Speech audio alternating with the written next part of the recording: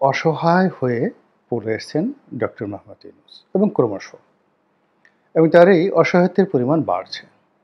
অসহায়টা কি? যখন কেউ আপনাকে সাহায্য করবে না। আপনি এমন একটা অবস্থায় পড়েছেন যে কেউ আপনাকে সাহায্য করবে না। জিদ ধরেছে। তখন আপনি কি করলেন? অসহায়। দ্বিতীয়ত হলো যে আপনি এমন একটা অবস্থাতে পড়ে গিয়েছেন যেখানে কেউ চাইলেও আপনাকে আ সহযোগিতা করতে পারবে না। তাহলে আপনি অসহায়। ৩ নম্বর হলো যে ইউ আর সো কনফিডেন্ট।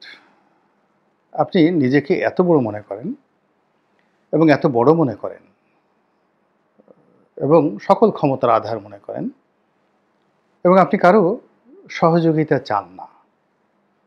প্রয়োজন নেই। আপনি মনে করেন যে আপনার নিজের জন্য আপনি যথেষ্ট। তখনও আপনি অসহায়। এখন ডক্টর মোহাম্মদ ইউনূস এই ৩ কারণে অসহায় হতে পারেন। এর মধ্যে কোনটি ৩ কারণের কোনটি? এটি এই আলোচনার মধ্যেই আপনারা বুঝতে পারবেন। এর বাইরে আরো কিছু অসহায়ত্ব রয়েছে। সেটা হলো consequence। পরিবেশ এবং পরিস্থিতি এমন হয়ে যায় যে ইচ্ছা করলে আপনি আ সেই সাহায্য করার জন্য আপনি এগোতে পারবেন না। যেমন এই করোনার সময়টিতে আমাদের অনেকের প্রিয়জন করোনা আক্রান্ত হয়েছে। আমরা দূর থেকে কেঁদেছি, কাছে যেতে পারিনি। কিংবা কোনো ব্যক্তির যদি কুষ্ঠরোগী রোগ হয় কিংবা কারো যদি প্লেগ হয়, যেগুলো ছোঁয়াচে, তাহলেও কিন্তু আ সেই প্রকৃতির কাছে আপনি যাকে বলা হয় অসহায় হয়ে পড়বেন। ইচ্ছা করলেও আপনি আপনার প্রিয়জনকে সহযোগিতা করতে পারবেন না।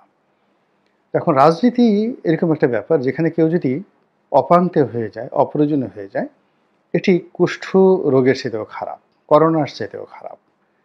এবং একবার যদি কেউ রাজনীতিতে পচে যায় এবং তার কোনো সম্ভাবনা না থাকে, তাহলে একেবারে প্রিয়জন যেটা, একেবারে আপনজন, অরুজার সন্তান কিংবা জন্মদাতা পিতা, মাতা, তারাও কিন্তু এই রাজনীতিতে যারা পচে যায় তাদেরকে ছেড়ে চলে যান এবং সেক্ষেত্রে একটা অসহায়ত্বের সৃষ্টি হয়।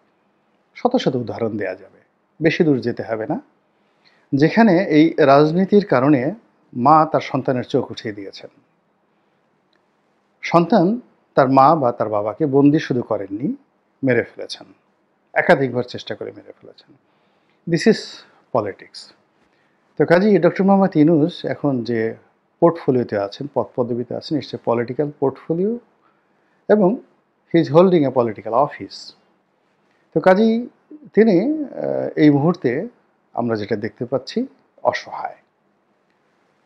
তার কোনো আহ্বান আমরা এখনো পর্যন্ত শুনিনি। He has not invited anybody. তিনি পুলিশের দায়িত্ব নেননি, আর্মির দায়িত্ব নেননি, কোনো দায়িত্ব তিনি নেননি। এবং আমরাও তার কোনো একটা বক্তব্য নিয়ে যে আমরা আশ্বস্ত হব, এরকম কোনো ঘটনা আমরা শুনিনি। অথচ আমাদের টাকায় যমুনার জল গড়াচ্ছে। অর্থাৎ তিনি যে ভবনটিতে থাকেন এটির নাম যমুনা। তো ওখানের যে গার্ড, সিকিউরিটি গার্ড, টাকা পয়সা, খাবার দাবার, চিকিৎসা যা কিছু সব তো আমাদের রাষ্ট্রের টাকায় হচ্ছে। গ্রামীণ ব্যাংকের টাকায় বা গ্রামীণ ফোনের টাকায় হচ্ছে না। অথচ তিনি নিজেকে সব কিছু থেকে আড়াল করছেন। তার সঙ্গে আজ পর্যন্ত পুলিশের আইজি সাহেবের কয়বার দেখা হয়েছে, ক্যাবিনেট সচিবের কয়বার দেখা হয়েছে, তারপর সমাজের অন্যান্য স্তরের নেতৃবৃন্দ কয়বার দেখা হয়েছে আপনারা একটু খুঁজে দেখেন। এবং তাদের সঙ্গে দেখা হওয়ার পর তিনি কোনো দায়িত্ব নিয়েছেন, কর্তব্য পালন করেছেন এবং তার সেই দায়িত্ব এবং কর্তব্য পালন করার ফলে কোনো কিছুর উন্নয়ন ঘটেছে এই সমাজে, এ রাষ্ট্রে। তাহলে আপনি একভাবে চিন্তা করবেন, আর যদি কোনো কিছুর উন্নয়ন না ঘটে থাকে তাহলে ধরে নেবেন তিনি অসহায় অবস্থায় পড়েছেন। সেটা তিনি নিজের কারণে করেন বা কোনো লোকের যাকে বলা হয় অসহযোগিতার কারণে তিনি অসহায় হয়েছেন কিনা, এটা ভিন্নতর প্রসঙ্গ। ফার্স্ট প্রসঙ্গটা হলো তিনি একেবারে অসহায়, অসহায়, অসহায়। এতে কোনো সন্দেহ নেই। নাম্বার 1। নাম্বার 2 হলো যে তার আপনজন, প্রিয়জন ক্রমশ তার থেকে দূরে সরে যাচ্ছে। আমি নাম বলবো না। আমি অন্ততপক্ষে ১০ জন লোককে জানি বা চিনি, যারা ব্যক্তিগতভাবে ডক্টর মোহাম্মদ ইউনূসের খুবই ঘনিষ্ঠ ছিলেন। মিডিয়াতে, রাজনীতিতে, প্রেস ক্লাবে, আরও অনেক জায়গাতে। এবং তারা মনে প্রাণে শেখ হাসিনাকে বদদোয়া করতেন, সমালোচনা করতেন। এবং কেন ডক্টর মোহাম্মদ ইউনূসকে, যাকে বলা হয় এরকম অপদস্থ করা হচ্ছে, এই জন্য তারা আড়ালে আবডালে প্রকাশ্যে গোপনে বিষোদ্গার করতেন আওয়ামী লীগের। তো সেই মানুষগুলো শেখ হাসিনার পতনের পর তারা ২৪ ঘন্টাও খুশি থাকতে পারেননি। এবং ডক্টর মোহাম্মদ ইউনূসের কল্যাণকামী হয়ে ডক্টর মোহাম্মদ ইউনূসের জন্য তারা কিছু করতে পারেনি। এখন তাদের অনেকেই ডক্টর মোহাম্মদ ইউনূসের বিরুদ্ধে কথা বলছেন, ইউনূস বিরোধিতাকে উস্কে দিচ্ছেন এবং বিভিন্ন মহল থেকে সাধ্যমতো খুঁচিয়ে খুঁচিয়ে ডক্টর ইউনূসের ভুল এবং ত্রুটিগুলোকে প্রকট আকার ধারণ করে, যদি এখানে একটা সুই ঢুকানো যেত এখন সেখানে বিশাল ফলা ঢুকানো যাচ্ছে, এইভাবে বড় বড় গর্ত তার একান্ত আপনজন যারা আছেন তারা করছেন। এবং খুব কৌশলে তারা সরে গিয়েছেন এই ৩ মাসের মধ্যে। এর মধ্যে সাংবাদিক আছেন, এর মধ্যে বুদ্ধিজীবী আছেন, এর মধ্যে অর্থনীতিবিদ আছেন, এর মধ্যে আইনজীবী আছেন, এর মধ্যে পলিটিক্যাল লিডার্স আছেন। সবাই ধীরে ধীরে ধীরে ধীরে দূরে চলে গেছে। এবং এই মুহূর্তে তার পক্ষে সারা বাংলায় অথবা দেশের বাইরে কথা বলার মতো একজন লোকও নেই। আর বলবেনই বা কী করে? কথা বলার জন্য তো এই ৩টা মাস যারা ওনার পক্ষে বলেছেন তারা একটা স্বপ্ন দেখানোর চেষ্টা করেছেন যে একটা পিরিয়ড দরকার, যাকে বলা হয় হানিমুন পিরিয়ড দরকার, সময় দিতে হবে, ইত্যাদি ইত্যাদি ইত্যাদি ইত্যাদি। কিন্তু এই ৩ মাসে কেউ কিন্তু কোনো টুশব্দ করেনি, সময় দিয়েছে। কিন্তু সময় দেওয়ার পর এমন কোনো ঘটনা ঘটেনি, এমন কোনো দৃশ্য তৈরি হয়নি, এমন কোনো শব্দ আমরা শুনিনি, যার ফলে আগামী ৩ মাস, আগামী ৬ মাস, আগামী ৩ বছর, আগামী ৬ বছর আমরা এই ভদ্রলোকের প্রতি নির্ভর করতে পারি। এই ভদ্রলোক আমাদেরকে একটা ভালো পরিণতির দিকে নিয়ে যাবেন, দেশের কল্যাণ ঘটাবেন, দেশের উপকার হবেন, এই ধরনের কোনো নমুনা বা নজির আমরা দেখিনি। আর না দেখার কারণে ওনাকে যারা ধারণ করতেন, ওনার পক্ষে যারা দেশ এবং বিদেশে কথা বলতেন, এখন তারা সবাই খুঁটা দিয়ে কথা বলছেন, অনেকে অসম্মান করে কথা বলছেন, অনেকে গালাগাল দিয়ে কথা বলছেন। এর ফলে তিনি অসহায় থেকে অসহায়তর হয়ে পড়ছেন, সিরিয়াসলি অসহায়তর হয়ে পড়েছেন। এবং এখানে আরেকটা বিষয় যেটা আমি শিরোনামে উল্লেখ করেছি, আমি আবার একটু দেখে নেই, সেটা হলো যে তার যারা আপনজন, তো সেই আপনজনের মধ্যে ব্যাপার হলো যে অনেক সময় হুট হুট করে অনেক আপনজন হয়ে যায়। তো এই আপনজনের মধ্যে বৈবাহিক সম্পর্কে আপনজনটা হলো বলতে গেলে, যেমন দেখা গেল আপনি একজনকে বিয়ে করে আনলেন, তো একেবারে ঠিক উইদিন ১ ঘন্টার মধ্যে বাসর রাতের পর থেকেই আপনার স্ত্রী আপনার অর্ধাঙ্গিনী হয়ে গেল। এবং বিয়েতে কবুল বলার পরেই আপনি কি করলেন, আপনার শ্বশুরবাড়ির লিগেসিকে আপনি ধারণ করতে পারবেন। এই একটা মাত্র বিয়ে শাদী ছাড়া আর নিজে জন্ম দেওয়া ছাড়া আর কোনো কিছুই ওন করা যায় না উইদাউট পরিশ্রম। যেমন আপনার সন্তান হলো, সঙ্গে সঙ্গে আপনি তাকে ওন করছেন। কিন্তু বাকি যা কিছু আছে সেখানে আপনি হঠাৎ করে উড়ে এসে জুড়ে বসে কোনো কিছু ওন করবেন, এটা হয় না। এটা কোথাও কোনো কালে হয়নি।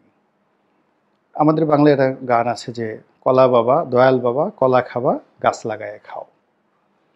তো আপনি যদি মন্ত্রী হতে চান, এমপি হতে চান, এই যে আমি একজন সাধারণ সংসদ সদস্য পদে একবার মাত্র নির্বাচন করেছি, মানে জয়ী হয়েছি। ৩ বার মনোনয়ন পেয়েছি, একবার ইলেকশন হয়নি 111-এর সময়। আর 18 সনে তো যা হয়েছে আপনারা সবাই জানেন। কিন্তু দেখা গেল এই একটা সংসদ সদস্য হওয়ার জন্য আমি আমার জীবনের সব কিছু জলাঞ্জলি দিয়েছি। পরিবার, ব্যবসা বাণিজ্য, শরীর, স্বাস্থ্য, অর্থ, বিত্ত সব কিছু। তারপর মামলা, মোকদ্দমা, দুর্ভোগ, দুর্দশা সব কিছু করার পরেও এভরিডে এই রাজনীতির জন্য গালি খাচ্ছি।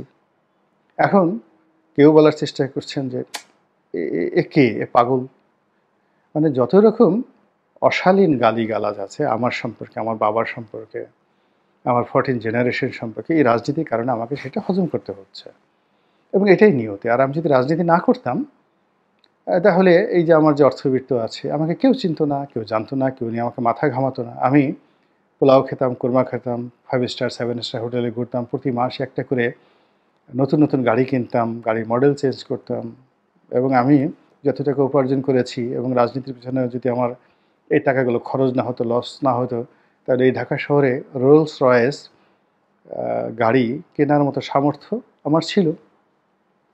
তো সেই জিনিসগুলো বাদ দিয়ে আমি এই রাজনীতিতে এসেছি, অর্থাৎ ওই যে গাছ লাগিয়ে কলা খাওয়ার চেষ্টা করছি। কিন্তু আপনি ডক্টর মোহাম্মদ ইউনূস বা আপনার যারা উপদেষ্টা আছে, জীবনে কোনোদিন বাংলাদেশ জিন্দাবাদ বললেন না, জয় বাংলা বললেন না, নারায়েত তকবীর বললেন না, কোনোদিন পুলিশের বাড়ি খেলেন না, মামলা নাই, মোকদ্দমা নাই, যা কিছু করেছেন নিজের জন্য। নিজের বাইরে আপনি কোনোদিন একটা প্যারাসিটামল ট্যাবলেটও কাউকে দিয়েছেন বা খেয়েছেন এরকম কোনো নজির নাই। কিন্তু রাতারাতি আপনি যখন প্রধানমন্ত্রীর একটা পদে বসলেন এবং বললেন যে এরা আমাকে বসিয়েছে, কারা বসিয়েছে? এই সমন্বয়ক ছাত্ররা। They are your appointee, they are your appointee. এটি আসলে হয় না, লং রানে হয় না। আপনাকে যদি এই লং রানে এটাকে কন্টিনিউ করতে হয়, তাহলে এই যে যারা আপনার অ্যাপয়েন্টি, যারা আপনাকে নিয়োগ দান করলেন, দে আর ইউর মাস্টার, তারা আপনার প্রভু, তারা আপনার মালিক, তারা আপনার বস। তো আপনি বসের সঙ্গে কী ধরনের আচরণ করবেন? বসের সঙ্গে তো আপনি চাকর বাকরের মতো আচরণ করতে পারেন না। বসের সঙ্গে তো আপনি আপনার যারা নিয়োগকর্তা তাদের সঙ্গে আপনি তুচ্ছ-তাচ্ছিল্য করতে পারেন না, আপনি তাদেরকে ইগনোর করতে পারেন না। যেমন আমরা জনগণকে ইগনোর করতে পারি না, কিন্তু যেখানেই জনগণকে গণতন্ত্র ইগনোর করা হয়েছে সেখানে ফ্যাসিজম হয়েছে। শেখ হাসিনার পতন হলো কেন? সে জনগণকে ইগনোর করেছে, ভোটকে ইগনোর করেছে, জনগণের উইল ফোর্সকে ইগনোর করেছে। তো আপনি তো আপনার সঙ্গে জনগণের কোনো রিলেশন নেই, রিলেশন আছে কাদের সঙ্গে? হয়েছে অলনে ছাড়েন এই সমন্বয়কদের সঙ্গে। এখন এই যে সমন্বয়কদের সাথে রাতারাতি যে সম্পর্কগুলো আমি বললাম যে একেবারে আত্মার সঙ্গে গেঁথে যায়, এটা দুটো সম্পর্ক। একটা হলো আপনি যদি কাউকে জন্ম দেন বা নিজে কারো দ্বারা মানে বায়োলজিক্যালি জন্ম লাভ করেন, যেমন আপনার বাবা মা, বায়োলজিক্যাল রিলেশন, বা আপনি কাউকে জন্ম দিলেন আপনার সন্তান সন্ততি, এটি অটোমেটিক হয়ে যায়, স্বয়ংক্রিয়ভাবে হয়ে যায়। আর দ্বিতীয়ত হলো বিয়ে শাদী, আপনি কারো বিয়ে করলেন। তো এখন এই যে সমন্বয়কদের সাথে যে আপনার সম্পর্ক, এই প্রকৃতির এই দুটো নিয়ম, বিয়ে শাদী, এই সমন্বয়কদের কারোর সঙ্গে আপনার এরকম বিয়ে শাদীর সম্পর্ক নাই, আর কারোর সঙ্গেই আপনার এই বায়োলজিক্যাল কোনো রক্তের সম্পর্ক নেই। আপনি কারো পিতাও নন, আর কেউ আপনার সন্তান নয়। ফলে এই যে বক্তব্যটি, এটি একটা একেবারেই যাকে বলে আপনি যাদের দ্বারা অ্যাপয়েন্টি হয়েছেন বা অ্যাপয়েন্টেড হয়েছেন এবং আপনার যারা অ্যাপয়েন্টি মানে নিয়োগকর্তা, তাদের সঙ্গে আপনার এই সম্পর্কটা গড়ে তুলতে হবে প্রফেশনালি। এবং আপনার গ্রামীণ ফোনে যারা চাকরি করে, অন্যান্য জায়গাতে চাকরি করে, তাদেরকে তো আপনি পে করেন, কিন্তু এই সমন্বয়কদেরকে তো আপনি পে করেননি, তাদেরকে কোনো দিন একটা পাঞ্জাবি আপনি কিনে দেননি। আপনি যে একটা গ্রামীণ চেকের যে পাঞ্জাবিগুলো পরেন, আপনি তো ইচ্ছে করলে এই যারা সমন্বয়ক আছে 1000 সমন্বয়কে ডেকে নিয়ে আমি তোমাদেরকে এই আমার যে গ্রামীণ ড্যানন কোম্পানি ছিল সেটার 1 কাপ দই 20 টাকা বা 50 টাকা, তোমাদেরকে 1 কাপ করে দই খেতে দিলাম। আর আমি গরিব মানুষ, আমার কোনো টাকা পয়সা নাই, কী দেবো ভাই, আমার যে গার্মেন্টস, আমি যে জামা কাপড় পরি, এরকম তোমাদেরকে আমি 1000 মানে পাঞ্জাবি দিলাম। সেটা তো আপনি করেন নাই। তাহলে এদের সঙ্গে আপনার রিলেশনটা কি? শেখ হাসিনা আপনি দেখেন কয়দিন পর 15 দিন 1 মাস পরই তার নেতাকর্মীদেরকে, সাহিত্যিকদেরকে, কবিদেরকে, ব্যবসায়ীদেরকে সেই গণভবনে ডেকে সে শাহী খাবার খাওয়াতো, সরকারি খাবার, রাষ্ট্রের খাবার। যারা খেতে যেতেন তারাও সম্মানিত হতেন, আর শেখ হাসিনার সঙ্গে তাদের একটা অ্যাডাপশন হতো। এই অ্যাডাপশনের কারণে এখন লোকজন কাঁদছে শেখ হাসিনার জন্য, শেখ হাসিনা তাদের জন্য কাঁদছে। আপনি এখান থেকে চলে গেলে কেউ আপনার জন্য কাঁদবে না, এখন আপনার জন্য কেউ কাঁদছে না, বিকজ আপনি এই 3 মাসের মধ্যে সমন্বয়কদের সঙ্গে কোনো অ্যাডাপশন তৈরি করতে পারেননি, সম্পর্ক তৈরি করতে পারেননি। ফলে কি হলো, এই ক্ষুদ্র একটা বিষয় আপনি 2 জন বা 3 জন উপদেষ্টাকে নিয়োগ দিয়েছেন, এটি নিয়ে সমন্বয়করা খেপে গিয়েছে, তারা আলটিমেট টাইম দিচ্ছে। কেউ বলছে নোয়াখালী থেকে সমন্বয়কদের মানে উপদেষ্টা নিতে হবে, কেউ আপনার ব্যক্তিগত বিষয় নিয়ে সমালোচনা করছে, আপনি আমলাতন্ত্রের খপ্পরে পড়ে গেছেন।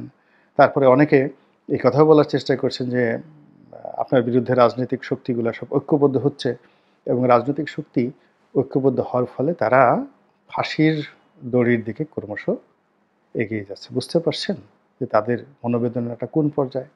ফলে আপনি কেবল নিজে যে অসহায় হয়ে পড়েছেন তা নয়।